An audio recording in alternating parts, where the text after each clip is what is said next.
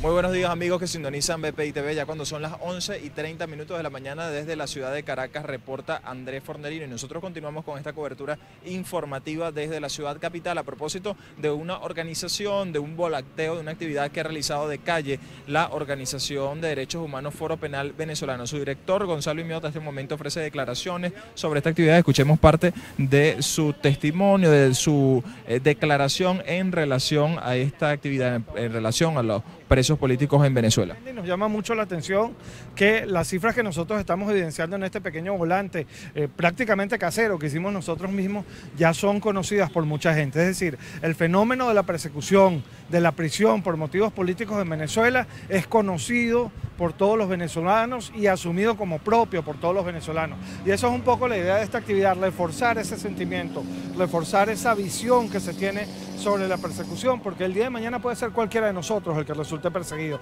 Por eso es que tenemos que luchar contra esta situación, por eso es que tenemos que luchar contra esta realidad y hacerla cambiar para que en Venezuela no vuelva a haber persecución por motivos políticos más nunca en nuestra historia.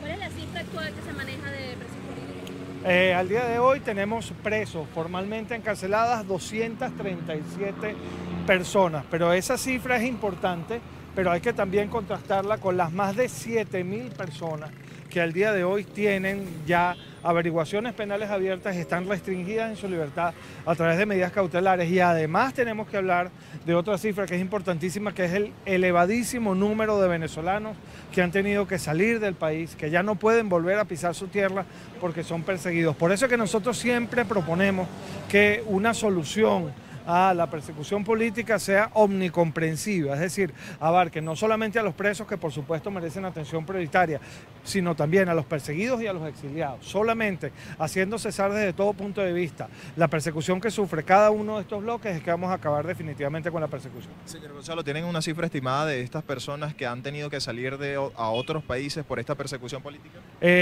Mira, son miles de personas, Solamente en Estados Unidos, por ejemplo, ya son miles las solicitudes de asilo por motivos políticos. En Argentina, en Chile, en Uruguay, en Paraguay, hay miles de personas que se han autodenominado, se han denominado presos políticos o perseguidos políticos y están en estos momentos también gestionando que se les conceda asilo, se les conceda refugio según el caso. Son muchísimas personas las que han sufrido este lamentable fenómeno y por eso es que nosotros proponemos una solución completa, una amnistía general bien hecha, bien planteada, aceptada tanto por el poder como por la ciudadanía en general, en la que a este fenómeno se le haga punto final de manera definitiva, sin que eso signifique, por supuesto, impunidad para aquellos que han violado sistemáticamente los derechos humanos, no solo de quienes han sido presos y perseguidos, sino de la ciudadanía en general. Su opinión en relación a la comparecencia de ayer del fiscal designado por la Asamblea Nacional Constituyente, Tarek William Saab, quien afirmaba que más de 700 detenciones se habían realizado por casos de corrupción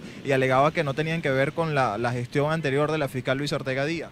Bueno, mira, yo creo que lamentablemente en Venezuela, no solamente con la gestión del actual fiscal general impuesto por la Asamblea Nacional Constituyente, sino desde hace mucho tiempo, el sistema de justicia se está utilizando en general para hacer lo que no se supone que debe hacer. Con anterioridad a la gestión de Tarek William Saab, el sistema de justicia se utilizaba para neutralizar, para perseguir a la disidencia política, a la oposición política. Hoy sigue siendo así, solamente que tiene una arista adicional, que es que el poder la utiliza para neutralizar a quienes dentro de sus propias filas pudieran de alguna manera disputarle esa hegemonía, ese poder que tienen, de forma tal que seguimos tergiversando el uso de la justicia, seguimos tergiversando el uso de las instituciones y no las ponemos al servicio de la ciudadanía, porque luchar contra la corrupción está bien, pero hay que luchar contra la corrupción toda ella, no solamente contra un factor de la corrupción que es el que coyunturalmente le interesa al poder neutralizar.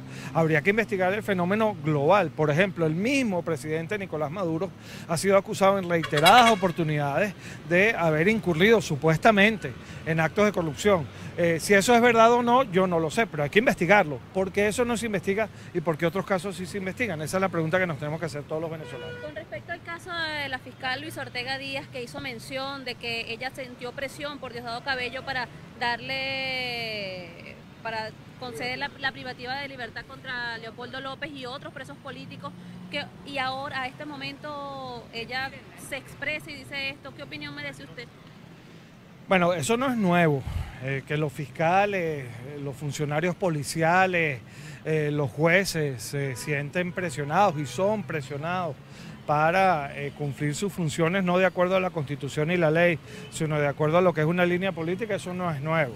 Lo que llama la atención es que eso no fue denunciado en el momento en el que ocurrió. Y la pregunta que nos hacemos todos los venezolanos es, bueno, si eso pasó, ¿por qué no se denunció en su momento? Eso evidencia que lamentablemente, pese a que ahora ciertamente esté desarrollando una labor importante en cuanto a la persecución de quienes han violado los derechos humanos, en su momento la fiscal optó por guardar silencio, lo cual es inaceptable.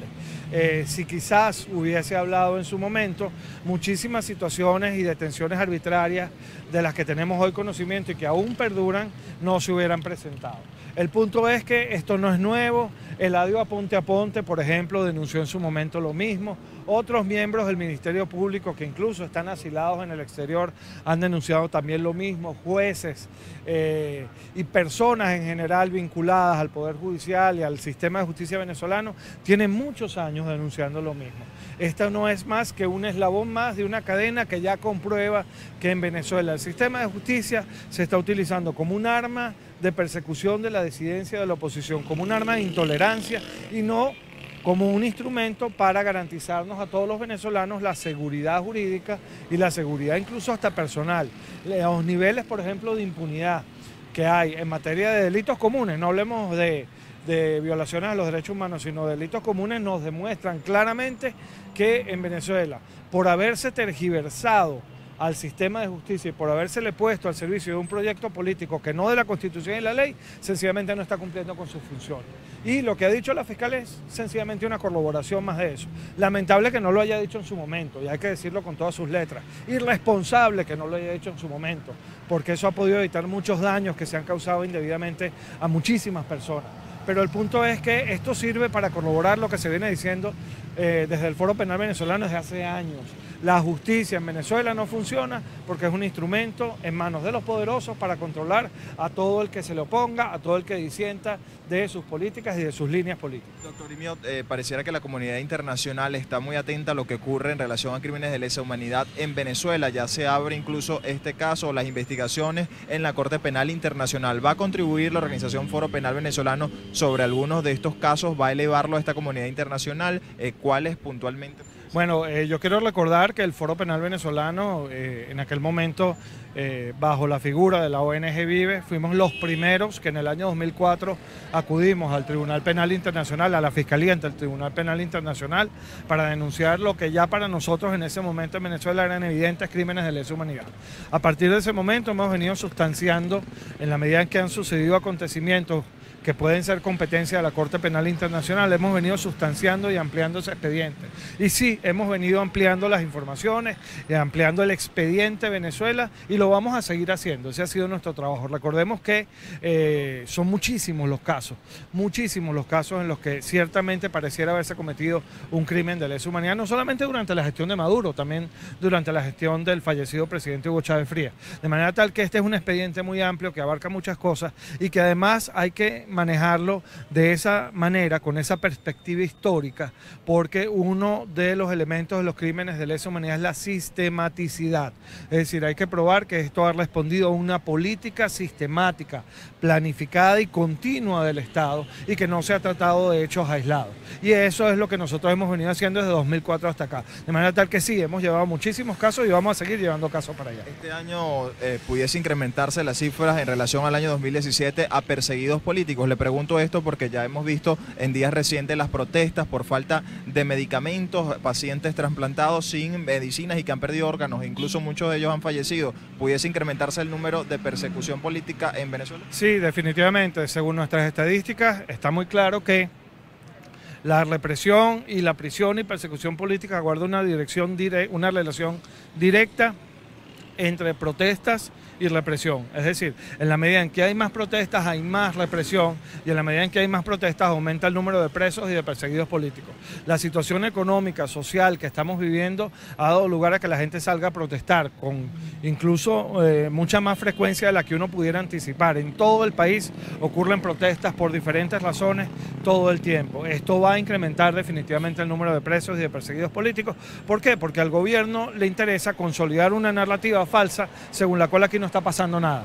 No hay inflación, no hay escasez, no hay insuficiencia en las materias de salud, medicinas, etcétera. Y como al gobierno le interesa consolidar esa narrativa y además atribuirle la responsabilidad de las eventuales carencias a los demás, va a utilizar a presos políticos, como siempre lo ha hecho, para apuntalar, para sustentar su narrativa. Eso es lo que va a pasar seguramente. Muchísimas gracias, doctor Gonzalo Imiob. Escuchaban al director del Foro Penal venezolano, Gonzalo Imiob, quien ha participado en esta actividad de volanteo. Es una distribución de algunos papeles informativos sobre la cifra de los presos políticos. Esto para exigir la liberación de estos privados de libertad por razones políticas, y ya ha dado incluso algunas cifras en relación a la persecución. Él estima que para este año 2018 incluso esta cifra de presos políticos pueda aumentar en vista a las diferencias que tiene el pueblo venezolano con las gestiones del gobierno en relación a alimentos y medicinas en el país. Es parte de la información desde Caracas, Venezuela. Se despide Andrés Fornerino para BPI TV.